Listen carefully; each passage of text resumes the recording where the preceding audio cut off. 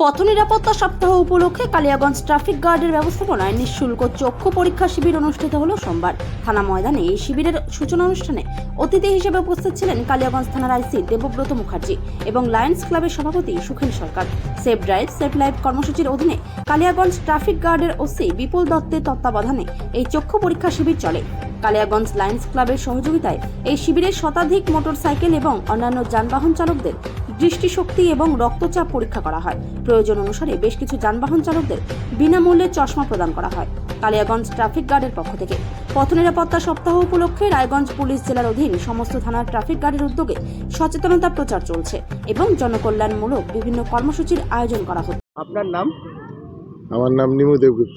কোথায় ছিলেন, কি কারণে? আমি এখানে চোখ দেখাতে আসছিলাম। কাদের উদ্যোগে চোখ দেখানো হচ্ছে এখানে? পুলিশের থানার এখানে। তো আপনার কি সমস্যা ছিল? আমার কি সমস্যা হয়েছিল চোখে?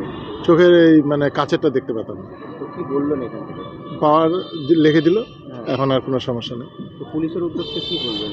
ভালো, খুব ভালো, খুবই ভালো। তো অনেকে তো এখানে বিনা পয়সা হচ্ছে। হ্যাঁ, বিনা পয়সায় হচ্ছে।